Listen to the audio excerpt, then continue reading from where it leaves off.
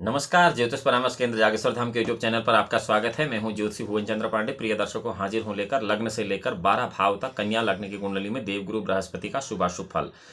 कन्या लग्न की कुंडली में लग्न से लेकर 12वें भाव तक देवगुरु बृहस्पति क्या शुभाशुभ फल देते हैं, यही विषय इस वीडियो का है। इस वीडियो में आपको 2-3 बातें अवश्य ध्यान रखनी है। पहली बात तो यह है कि हम इसमें 11 लग्न और 8 ग्रहों को छोड़कर मात्र और मात्र देवगुरु बृहस्पति और कन्या लग्न की बात करेंगे। और दूसरी बात यह है कि आपकी जन्म कुंडली में गुरु ग्रह का बलाबल न्यूनाधिक होने के कारण हमारी वीडियो में बताया जाने वाला फल भी न्यूनाधिक होगा। तीसरी बात यह है कि पुरुष जातकों के लिए जो हम यहाँ पर बता रहे हैं, ठीक इसके विपरीत तारतम्यता से स्त्री जातकों के लिए अनुमान करना होगा। चौथी बात यह है कि आप अपनी जन्म कुंडली का विश्लेषण विज्ञ ज्योतिषी से करा सकते हैं, क्योंकि आपकी जन्म कुंडली में गुरु ग्रह का बलाबल न्यूनाधिक होने पर ही और अन्य ग्रहों की दृष्टि और अन्य ग्रहों की युति से उसके फलाफल में न्यूनाधिकता आएगी। यहां पर बताते हैं सबसे पहले लग्न में अगर कन्या लग्न की कुंडली में देवगुरु बृहस्पति है तो क्या है। केंद्र भाव शरीर के स्थान में अगर पहले भाव पर कन्या लग्न में देवगुरु बृहस्पति की स्थिति है तो शारीरिक सौंदर्य और स्वास्थ्य बहुत अच्छा होता है। ऐसा जातक निरोगी होता है, बहुत अच्छे सुंदर शरीर वाला, बहुत सुंदर मूर्तिवान होता है। वह माता भूमि मकान के सुख को बहुत अच्छे से भोग करता है। यहाँ से गुरु 5वीं नीच दृष्टि से शत्रु राशि शनि की मकर को देखेगा, तो मकर राशि 5वें भाव में कन्या लग्न में होगी, तो 5वें भाव में देखने से संतान विद्या बुद्धि के पक्ष में थोड़ी बहुत परेशानी रहती है। 7वीं दृष्टि से स्वराशि में देखेगा अपनी कहाँ पर, मीन राशि पर। तो गुरु अगर अपनी मीन राशि पर 7वीं मित्र से देखेगा तो इस कारण से स्त्री और व्यवसाय के द्वारा बहुत अच्छा सुख लाभ प्राप्त होगा। कुल मिलाकर लग्न में अगर गुरु है तो ऐसे जातक एक से अधिक शादी करने पर भी ज़्यादा दुखी नहीं रहते हैं और सुख लाभ प्राप्त करते हैं। 9वीं शत्रु दृष्टि से 9वें भाव को अगर देवगुरु बृहस्पति देखते हैं तो वहाँ पर शुक्र की वृषभ राशि होती है, जो कि दैत्यगुरु शुक्राचार्य की होती है। देवगुरु बृहस्पति की दृष्टि दैत्यगुरु की घर में पड़ने से भाग्य उन्नति में सामान्य बाधाएं आती हैं और धर्म के पक्ष में भी कुछ कमी बन जाती है, परंतु सामान्यतः ऐसा जातक धनी और सज्जन तो होता ही होता है। दूसरे भाव की बात करते हैं, अगर दूसरे भाव में देवगुरु बृहस्पति स्थित हैं कन्या लग्न की कुंडली में, तो स्वाभाविक है कि वहां देवगुरु शुक्र दैत्यगुरु शुक्राचार्य की राशि तुला पर वो स्थित होंगे। तो तुला पर स्थित गुरु के प्रभाव से जातक को परिवार का बहुत अच्छा सुख प्राप्त होगा और माता एवं स्त्री के सुख में कुछ परेशानियां आएंगी। व्यवसाय के पक्ष में यहाँ से उन्नति होती रहेगी, जबकि 5वीं दृष्टि से 8वें भाव को देखने के कारण गुरु के 8वें भाव में जो दृष्टि होगी, 7वीं दृष्टि होगी, वो मंगल की मेष राशि पर होगी, क्योंकि वृष राशि से वो तुला राशि से मेष राशि पर देखेगा तो सप्तम दृष्टि होगी। कन्या लग्न की कुंडली में 8वां भाव 7वां हो जाएगा दूसरे भाव से। तो जब 8वें भाव को देखेगा, 7वें मित्र से अष्टम भाव को देखेगा तो आयु की वृद्धि होगी, पुरातत्व की वृद्धि होगी, पुरातत्व का लाभ भी होगा। 9वीं मित्र दृष्टि से वो एक देखेगा जब, तो वो देखेगा एकादश भाव को, और एकादश भाव में होगी कर्क राशि कन्या लग्न की कुंडली में, जो कि चंद्रमा के घर की होगी। तो ऐसे में व्यवसाय जरा सुख प्रतिष्ठा सम्मान प्रभाव लाभ और धन की प्राप्ति तो होगी। कुल मिलाकर दूसरे भाव में भी गुरु की स्थिति कन्या लग्न की कुंडली में अति उत्तम ही रहती है। तीसरे भाव की बात करते हैं, अगर कन्या लग्न की कुंडली में देवगुरु बृहस्पति तीसरे भाव में है तो लाजमी है कि वो मंगल की वृश्चिक राशि पर स्थित होंगे, और मंगल की वृश्चिक राशि पर स्थित गुरु जो है भाई बहन का बहुत अच्छा सुख देगा, पराक्रम में बहुत अच्छी वृद्धि कराएगा, माँ भूमि मकान का सुख प्राप्त कराएगा। यहाँ से गुरु 5वीं दृष्टि से स्वराशि में सप्तम भाव को देखेगा। सप्तम भाव में गुरु की ही मीन राशि होगी, तो स्त्री बहुत सुंदर होती है ऐसे जातकों की, लेकिन आपको हम बार बार कह रहे हैं कि विपरीत तारतम्यता से स्त्री जातकों के लिए, तो ऐसी स्त्री जातकों के पति बहुत सुंदर होते हैं। ये बार बार हमको न कहना पड़े, इसलिए हमने शुरू में ही कह दिया। 7वीं शत्रु दृष्टि से 9वें भाव को देखने के कारण भाग्य और धर्म के क्षेत्र में हल्की फुल्की रुकावटें आती हैं, लेकिन उन्नति हो जाती है। और 9वीं उच्च दृष्टि से एकादश भाव को देखता है गुरु वहां से, तो कर्क राशि है चंद्रमा की, तो आमदनी के पक्ष में विशेष सफलता प्राप्त होती है, आर्थिक स्थिति बहुत अच्छी होती है ऐसे लोगों की। ऐसा जातक धनी होता है, सुखी होता है और परिवार से बहुत अच्छा सुख होता है, पति पत्नी में प्रेम बहुत अच्छा उनके होता है।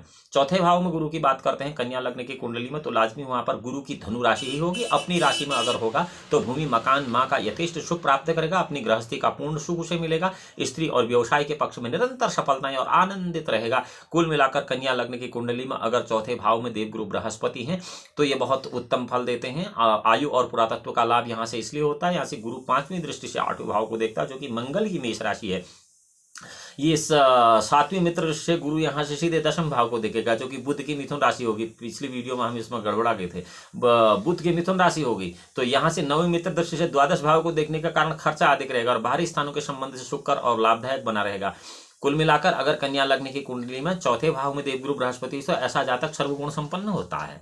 इसमें कोई दो राय नहीं, चाहे बाहरी तौर पर लोग देखने में उसकी पहचान कर सकें या नहीं कर सकें। यदि आपका कोई मित्र ऐसा है जिसके कन्या लग्न की कुंडली में चौथे भाव में देवगुरु बृहस्पति पूर्ण बली हैं, तो आप सौभाग्यशाली हैं कि आप ऐसे मित्र के साथ रहते हैं। पांचवें भाव की बात करते हैं। कन्या लग्न की कुंडली में अगर 10वें शनि की मकर राशि पर गुरु होगा तो नीच के फल देगा और संतान पक्ष से अनुभव जो है वो कष्ट के ही कराएगा। यहाँ से विद्या बुद्धि के क्षेत्र में भी वो त्रुटि पैदा कर देगा और स्त्री और माता के पक्ष में भी कमजोरी पैदा करेगा। गुरु पांचवें दृष्टि से यहाँ से नवम भाव को देखेगा और नौवें भाव में शुक्र की वृषभ राशि होगी। दैत्य गुरु के घर को देवगुरु जब देखेंगे तो भाग्य और धर्म की सामान्य वृद्धि कराएंगे। सातवीं उच्च दृष्टि से एकादश भाव को जब ये देखेगा तो चंद्रमा की कर्क राशि में गुरु वहां से देखेगा, तो जातक अपनी दिमागी शक्ति से आय को बढ़ाने का प्रयत्न करेगा। मतलब शारीरिक श्रम न करके बौद्धिक श्रम से वो पैसा कमाने की कोशिश करेगा, लेकिन उसमें बार बार धोखा भी ऐसे प्राप्त हो जाता है। लाभ में वृद्धि होती है लेकिन बहुत बड़े धोखे के साथ ऐसे जातक बार बार बहुत कुछ ऐसी समस्याओं का सामना करते हैं जो कि धन से संबंधित होती हैं, जिसमें कि उनसे कहा जाता है आपने आय से अधिक संपत्ति अर्जित कर ली है और क्यों करी, कहाँ से करी, ये सब इसी स्थिति में होता है। परंतु मानसिक मस्तिष्क में इन लोगों की परेशानियां बनी ही रहती हैं। नौवीं मित्र दृष्टि से प्रथम भाव को जब देवगुरु बृहस्पति देखते हैं तो कन्या लग्न में बुध की कन्या राशि को ही देखेंगे और शारीरिक शक्ति, मान, प्रभाव, कार्यकुशलता इनको प्राप्त हो जाता है। अगर हम एक बहुत बड़ी बात यहाँ पर कह दें कि कन्या लग्न की कुंडली में अगर पांचवें भाव में देवगुरु बृहस्पति हैं तो ये बहुत बड़ी समस्या राजकीय क्षेत्र से रहती है कि आपके धन संपत्ति की पोल कभी भी खुल सकती है। अगर आप सही ढंग से आय करें तो फिर कोई समस्या आपको नहीं होगी, इतना ध्यान रखना होगा। इसी को आप निदान मान सकते हैं, बाकी आपकी इच्छा है। छठे भाव की बात करते हैं। छठे भाव में अगर देवगुरु बृहस्पति होंगे तो लाजमी है कि कुंभ राशि होगी। शनि की मूल त्रिकोण कुंभ राशि पर अगर गुरु होगा तो ऐसे गुरु के प्रभाव से जातक को शत्रु पक्ष से नम्रता द्वारा अपना काम निकालना पड़ेगा, क्योंकि ज़्यादा थोड़ा हाव भाव दिखाने पर शत्रु भारी पड़ सकता है। स्त्री, माता, भूमि और मकान के सुख संबंध में कमजोरी और कठिनाई बनी रहती है। गुरु पांचवें मित्र से 10वें भाव को देखता है। पिता, राज्य और व्यवसाय के पक्ष से कुछ सफलता और कुछ यश मिलता है। सातवें मित्र से व्यय भाव को जब गुरु वहां से देखता है तो खर्चा बहुत अधिक करा देता है और बाहरी स्थानों के संबंध से लाभ भी कराता है। नौवीं शत्रु दृष्टि से द्वितीय भाव को देखेगा जो कि धन और कुटुंब का भाव होगा, तो पारिवारिक सुखों को ठीक करने के लिए और धन संचय के लिए अधिक परिश्रम करना पड़ेगा और कुटुंब का सामान्य सुख उसे प्राप्त हो जाएगा। ऐसी कोई खासी दिक्कत वैसे होती नहीं है। छठे भाव में गुरु ठीक ठाक जीवन चला देता है। कन्या लग्न की हम यहाँ पर बात कर रहे हैं और सातवें भाव में आके देवगुरु बृहस्पति की मीन राशि में देवगुरु बृहस्पति पुनः केंद्र में आगे अपने ही घर में। अगर कन्या लग्न की कुंडली में सातवें भाव में 12 नंबर की राशि होती है, मीन में बृहस्पति हैं, तो स्त्री पक्ष से और व्यवसाय पक्ष से बहुत सुख प्राप्त होता है। कन्या लग्न की कुंडली में सातवें भाव में गुरु है तो ऐसे जातक को स्त्री का बहुत सुख होता है। उसको एक ही अपनी ही स्त्री नहीं बल्कि बाहर की स्त्रियां भी बहुत पसंद करती हैं और बहुत सारा सुख लाभ देती हैं। ठीक ऐसा ही स्त्री जातकों के लिए होता है कि अगर सातवें भाव में किसी के देवगुरु बृहस्पति हो तो उसे अपने ही पुरुष से नहीं बल्कि और लोगों से भी अच्छा लाभ प्राप्त होता है। हम यहाँ पर इसको नकारात्मकता की दृष्टि से नहीं देख रहे हैं, कृपया सकारात्मक सोचें, यह भी बहुत जरूरी है। और सातवें भाव में आमदनी गुरु के होने से आमदनी बहुत अच्छी रहती है और अपने ही स्थान पर रहकर सुखपूर्वक और लाभ प्राप्त करता है। सातवीं मित्र दृष्टि से वो प्रथम भाव को देखने के कारण शारीरिक शक्ति, सुख, मान और सौंदर्य की प्राप्ति करता है। नौवीं मित्र दृष्टि से तृतीय भाव को देखने के कारण भाई बहनों को बहुत अच्छा सुख प्राप्त कराता है और पराक्रम में वृद्धि कराता है। शॉर्ट एंड शॉर्ट अगर हम कहें तो ऐसा जातक धनी, सुखी, यशस्वी होता है। कुल मिलाकर सातवें भाव में देवगुरु बृहस्पति स्त्रियों से बहुत सम्मान पुरुषों को देते हैं और पुरुषों बहुत अच्छा सम्मान स्त्रियों को देते हैं। ऐसा हम आसानी से सीधी भाषा में कह सकते हैं।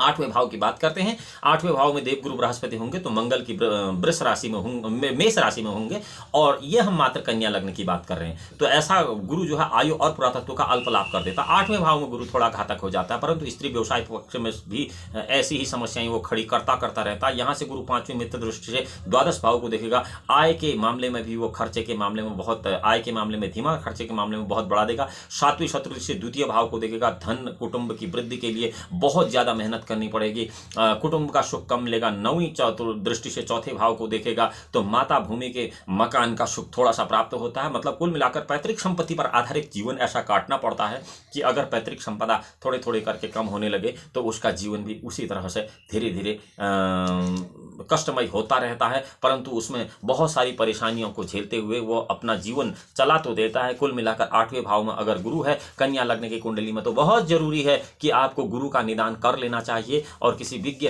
ब्राह्मण पंडित से उसकी सहायता ले लेनी चाहिए अगर ऐसी स्थिति है तो। 9वें भाव की बात कर रहे हैं। 9वें भाव में अगर आपको वो निदान वहां नहीं मिल पाता तो आप हमारे चैनल को ही सब्सक्राइब करके इसमें देवगुरु बृहस्पति के निदान देख सकते हैं। बहुत आसान उपाय है।